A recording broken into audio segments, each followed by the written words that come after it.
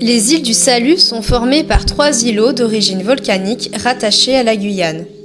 Elles dépendent administrativement de la ville de Cayenne et sont depuis 1971 la propriété du Centre national d'études spatiales. L'île principale se nomme île Royale, la seconde île Saint-Joseph et la troisième île du Diable. Il s'agit d'un ancien site pénitentiaire en activité entre 1852 et 1938, destiné aux prisonniers politiques et aux récidivistes.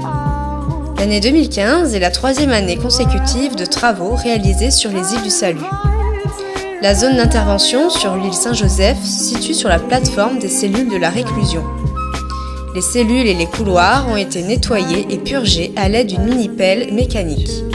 Afin de ne pas engendrer de nouveaux désordres, tous les bois et racines de section ayant une importante emprise sur les structures ont été conservés. Un échafaudage a été installé pour traiter les arases des murs gouttereaux des cellules. Les pierres de blocage instables ont été déposées, reposées et traitées avec une finition en arrachement. Les murs de renfort des cellules ont été remaillés et traités en conservant leur profil convexe. La maçonnerie du muret du couloir central a été stabilisée et la tête de mur traitée en quart de rond. Les maçonneries des murs entourant le couloir de distribution ont été stabilisées et les têtes de mur ont été traitées en arrachement. Afin de faciliter l'évacuation des eaux pluviales, toutes les arases ont été traitées avec un mortier bâtard. Un traitement au stabilisateur de rouille a été appliqué sur l'ensemble des ferrures pour éviter l'oxydation et prévenir ainsi la détérioration des maçonneries en contact avec les ferrures. 3 zones d'intervention ont été traitées sur l'île Royale. La première zone se situe sur le parapet de l'ancienne carrière. Une partie de l'intervention se faisant sur le parement extérieur du parapet, inaccessible en raison d'un bassin d'eau situé en contrebas, un système de points d'ancrage et de fixation a été installé par 2 professionnels spécialisés. Les parties instables et bombées à changer ont fait l'objet d'un relevé et d'un calpinage puis ont été déposées. L'ensemble de la zone a été purgé, permettant d'évacuer la terre et les racines restantes. Le parement a ensuite été remaillé et restauré.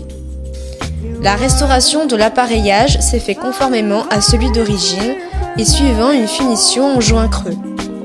Les couronnements manquants ont été taillés en pierre latéritique puis posés.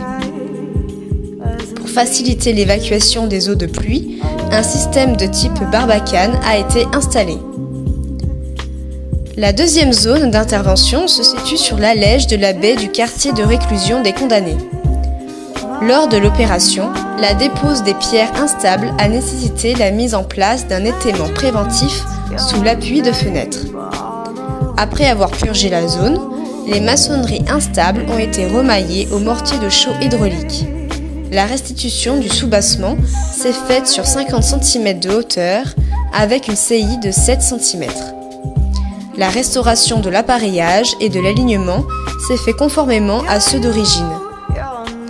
Afin de limiter l'oxydation des barreaux et les dégâts sur l'appui de fenêtres, un stabilisateur de rouille a été appliqué sur la grille de la baie. Une évacuation au niveau du sol intérieur pour assurer l'écoulement en extérieur des eaux stagnantes a été mise en place afin de limiter les infiltrations et donc la dégradation du parement. La dernière zone d'intervention se situe sur l'ancienne forge. L'équipe a déblayé la masse accumulée, terre, briques, pierres, végétation, dans la cour intérieure de la forge à l'aide d'une mini-pelle compacte. Ce nettoyage a permis de retrouver le niveau de sol initial et de mettre au jour un sol dallé. La façade est a fait l'objet d'un étaiement par la pose d'un plaquetage en bois sur évélation, repris à l'intérieur par des tirants fixés à des plots en béton coulés sur une profondeur d'1,50 m. L'étaiement a été mis en légère tension à l'aide de tendeurs et de raidisseurs afin de stabiliser le fruit de l'élévation. Les arases en partie conservées ont été traitées afin de faciliter l'évacuation des eaux de pluie. 6 anciens étaiements sur les ouvertures de la façade est, n'étant pas adaptés à la structure, ont été déposés puis remplacés par de nouveaux systèmes conformes. La forte exposition à la côte au vent a nécessité l'utilisation de matériaux de classe 4 pour l'ensemble des bois. Cette année, les opérations ont été encadrées par Thomas Moussu, chef de chantier salarié du CHAM et délégué pour l'entité Guyane. Concernant l'île Royale, l'équipe était composée de salariés en emploi à venir pour le parapet, l'allège, ainsi que pour l'ancienne forge. L'équipe de l'île Saint-Joseph comportait 4 jeunes emplois à venir et 5 services civiques. En parallèle des travaux sur le chantier, le CHAM a assuré une prestation sur l'île Royale dans le cadre des Journées européennes du patrimoine. Des ateliers d'initiation à la taille de pierre ont été proposés au public et encadrés par Thomas Moussu. Au total, 40 jeunes et 35 adultes ont participé aux ateliers.